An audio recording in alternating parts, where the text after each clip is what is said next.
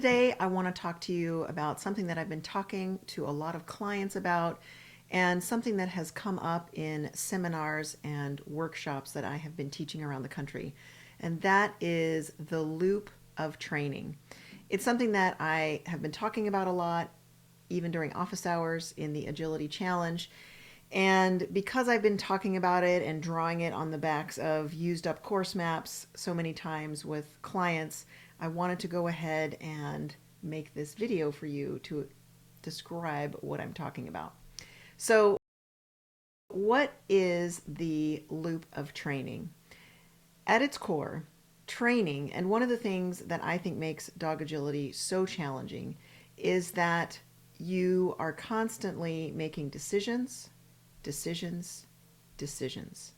Agility is a very fast-paced game, and even dog training is a very fast-paced activity, even if you're not moving at all, because you're making decisions very quickly. Lots of decisions. So, what does the loop or training cycle look like? First up, a cue. So, you cue your dog to do something, and then you observe. Does the dog do it? And kind of wrapped up in there, but I do like to split them apart, is the next part of that loop or cycle, and that is evaluate. So you cue the dog to do something, something that we assume you have reinforced the dog for doing a lot of times, even before you put the cue to it. Then you observe their response, and then you evaluate that response, and then you respond with your own response, and that is typically some form of yes, no, or wrong. And I'm going to talk about that a little bit. What a lot of us tend to do when we are feeling rushed or hurried or anxious, a lot of feelings play into this, is we just cue, cue, cue, cue, cue. And we never observe. A lot of the times we don't even see what the dog has done in response. If we observe, we often skip over evaluating and responding and just cue again. Now, if our dogs are pretty motivated and they think continuing is an indication that what they just did was good, you can see where you can get into a little bit of a trap with this. If you're just cueing, cueing, cueing, cueing, then the dog learns that their response isn't as important as just continuing to do things. Likewise, if your dog is not real brave, let's say, or not real confident, and you continue cueing without observing, evaluating, and responding, you're going to miss out on being able to inform your dog about what it's doing well as what it's not doing well. And that information could have been boosting your dog's confidence. So that dog may decide just to quit playing the game. So again, it's cue, observe, evaluate, and then respond with something that informs the dog about the quality of their response. Yes, no, or wrong.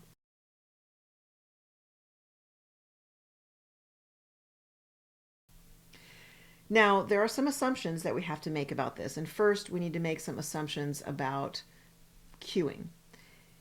At this point, when you're engaging in this cycle, the thing that you're cueing is well trained and well rewarded.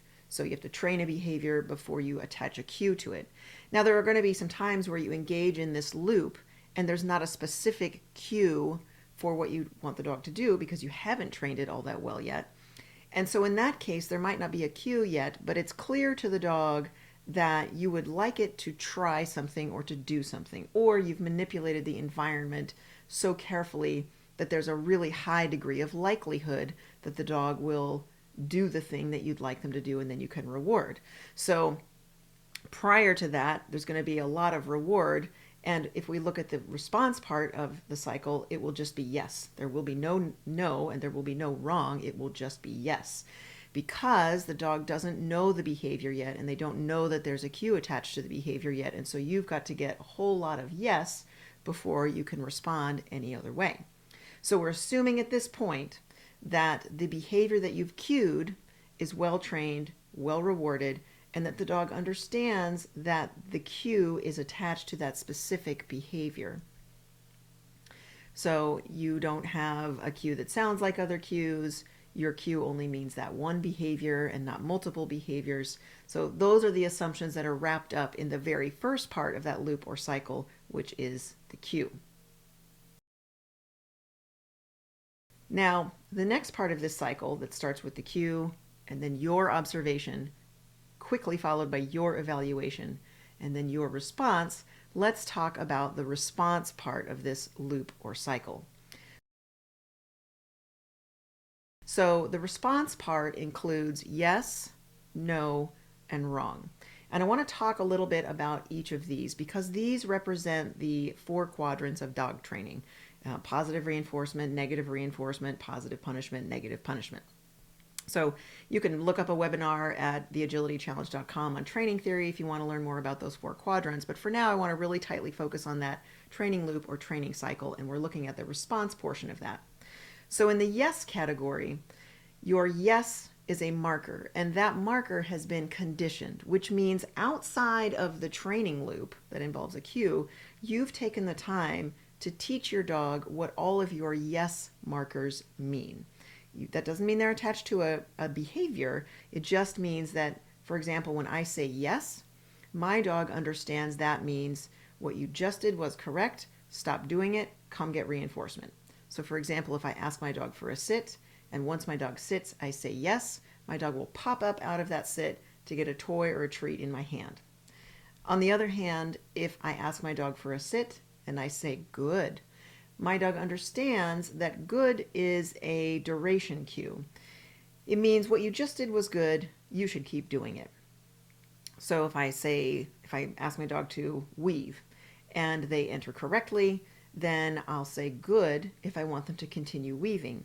But if I'm just working on weave entries, for example, I'll say yes, and my dog will pop out of the weaves and come immediately to the reinforcement. They can learn marker cues pretty early, and I would argue that your marker cues should be the first thing that your dog learns. Even as it's a little puppy, it can learn yes, good, search, which for me means find the food on the floor, and get it, which means get the toy. So all of those marker cues mean, yes, you just did something correct, and they also carry with them the implication of what comes next. Do you stop doing the behavior? Do you keep doing the behavior? Do you look for food on the ground? Do you look for a toy? And so while I am working on those marker cues, even with a very young puppy or a new dog, I'm also working on some verbal discrimination skills, which I'm going to need later for the cue portion of that training loop or cycle anyways. So I want to have really well conditioned marker cues: yes, good, search, and get it. In the no category, again, the marker has been conditioned. The dog understands what no means. And this one's a little tricky because typically no would be used for suppressing or extinguishing behavior. And it's been followed up with a consequence that the dog is not going to find all that pleasant, maybe. Now, that's always very context specific, so you have to know what your dog finds unpleasant and employ that. Some dogs don't like to be petted in public, for example. And so if you pet them in public, if you say no and you pet them in public, they're going to learn pretty quickly that no means, oh man, she's going to pet me in public. I don't really like that. I'm going to stop doing what I was just doing because I don't want to hear the word no and I don't want to be petted in public. Now, having said that, because your no cue, whatever that may be, is used for suppressing behavior, keeping your dog from bolting out the door, keeping your dog from bolting out the crate, keeping your dog from running across the street, keeping your dog from charging at a dog, it's not appropriate to use your no cue in a loop that starts with a cue, because we're not trying to suppress behavior here. We just want to correct and redirect behavior. So this one, even though it's included in the training cycle, it's included because I wanted to talk about it, and I want to make clear that whatever you use for your no cue, and you're probably already using a no marker cue, you may not be purposeful about it, and you may not have conditioned it very well, and you may be relying on an angry tone of voice. But if you are using a no marker cue that's intended, or if its intent, or if its consequence is that it suppresses behavior, it's not really appropriate in this context because you cued a behavior, the dog offered a behavior. It may have been the wrong behavior, but you don't want to suppress behavior. You just want different behavior. And that brings us to the final category in the response part of the cycle, and that is wrong. So what do you use for your wrong marker cue? Again, this marker has been conditioned separately from behaviors that you're going to use it with. This is your reinforcement structure here. So wrong just means what you did wasn't right. You're not going to get a cookie. Try something else. And you can condition your marker cue pretty easily by putting some food in your hand, holding your hand in front of your dog's face, and then giving your marker cue and pulling the food away from their face. So they're going to be a little bummed out that the food that they thought they could have, they can't have, and voila, you have conditioned your marker. So typically, oops or is a pretty commonly used marker cue for the wrong category. And again, it's not used for suppressing behavior. So there's no anger here. There's no negative emotion here. It's simply what you did was not correct in response to the cue that I gave. You need to try something else. You're not getting reinforced. You need to try something else. So you've got those three categories: yes, no, and wrong. You get to define those however you want. But the important thing here is that you need to make sure you and your dog are on board with the definitions of these things. And so you need to make sure that you have conditioned your markers. We talk a lot about operant conditioning or shaping and classical conditioning, you know, where you ring a bell and your dog drools and they can't help it because every time you ring a bell, you gave them food. That's classical conditioning. Your markers need to be classically conditioned. Your dog needs to understand before you use them in the context of the training cycle or loop what yes means, what your various yes cues mean or marker cues, what your no marker cues mean, and again, probably not appropriate in this context, and importantly, what your wrong marker cues mean and how you're going to use them in this context. It's important to remember when you are training, and training is always happening, that progress is not a straight line. So if it's not a straight line, what does progress really look like? Well, progress is your ability to loop quickly. Progress is your ability to make decisions quickly, to cue, observe, evaluate, respond. Cue, observe, evaluate, respond. Cue, observe, evaluate, respond. Faster and faster and faster, accurately. So making decisions quickly and making decisions accurately. And don't underestimate how challenging making decisions quickly can be. So progress is your ability to loop quickly. This is more like what progress is going to look like. Now I want to kind of take a step back here and point out what is not in this training loop or training cycle, and that is motivation. Nowhere in this training cycle or training loop is motivation included. Now, why do you suppose that is? Motivation is definitely critically important for this training cycle. I can't decide whether to call it a loop or a cycle. You let me know. Loop, cycle, loop. Motivation is not part of it. It's not there. And the reason is that motivation and engagement are like the bread on a sandwich. Motivation and engagement should happen before and after every training session. But once you get into the training with your motivated and engaged dog, both of you are focusing heavily on that cycle. The dog is focusing on what cue are you going to give next, and you're focusing then on the cue and the observation and the evaluation and the response. So both of you are heavily involved in a rapid fire decision-making process that is going back and forth like a really, really, really fast tennis match. You're just serve and volley and volley and volley and volley. Decisions, decisions, decisions, decisions. There's no time for motivation and engagement as part of that cycle. So motivation and engagement must happen before and after every training session. And learning just cannot happen without motivation and engagement. So what is a training session going to look like in terms of the structure of things? It doesn't really matter what behavior we're talking about. What is the structure of a training session? What's the template going to look like? Well, first, you're going to motivate and engage. And then you're going to go through the process of cycling through those loops over and over and over and over and over and over. And it's going to take a direction based on the dog's response to your cues and your response to your dog's response to that cue. So you cue, observe, evaluate, respond, and then your dog responds as well. So looping, looping, looping, looping, looping. And then at the end, you motivate again and reconnect with the dog.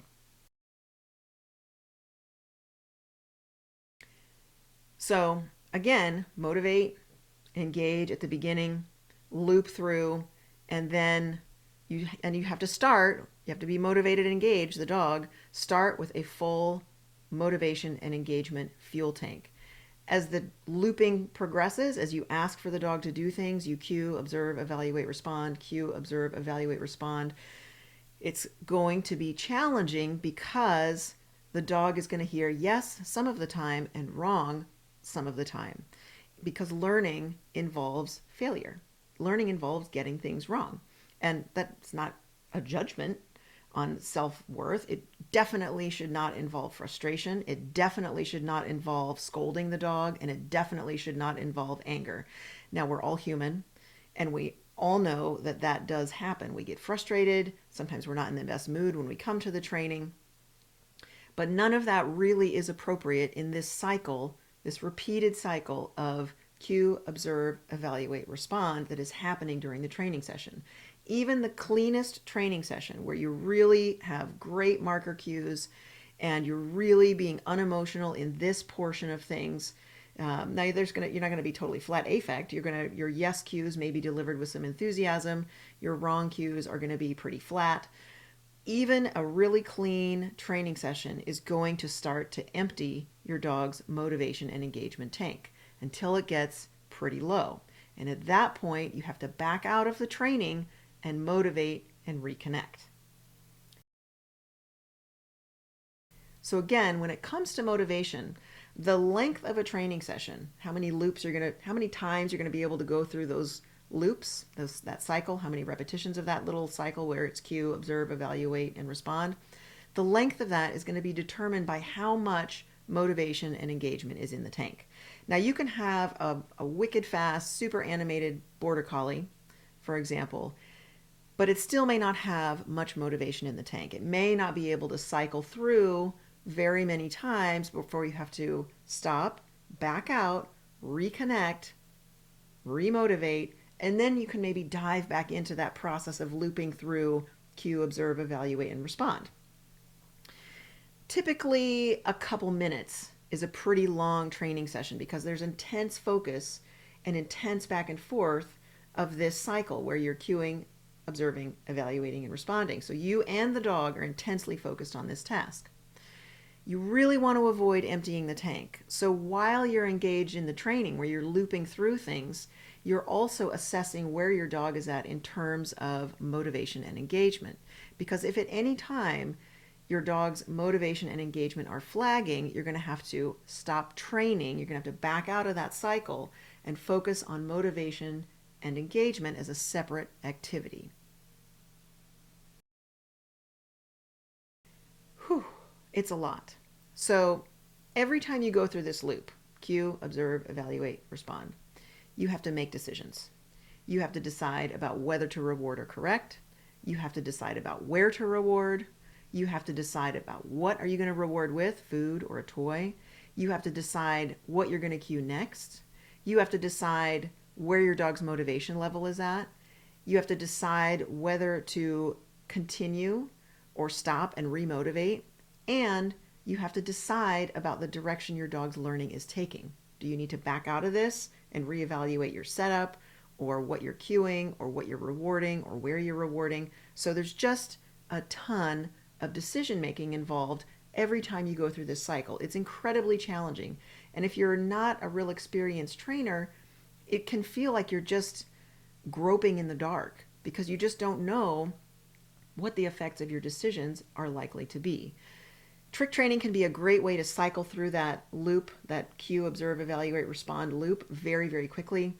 You can learn a lot about the decision making required in the process of training. But again, you have to remember, you start with motivation and engagement, then you dive in, you almost hold your breath while you're concentrating on looping through some cycles, And then after some period of time or number of reps, you back out of those cycles, remotivate, and reconnect with your dog. And then decide, do I dive back in with the dog, or has the dog had enough? Have I had enough? Can we dive into this decision making process again and come out of it again?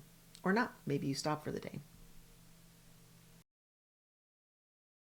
And that is it for now, unless you guys have some suggestions or questions about what you'd like me to include in this about the cycle of training, which again can be super challenging because it involves decisions, decisions, decisions.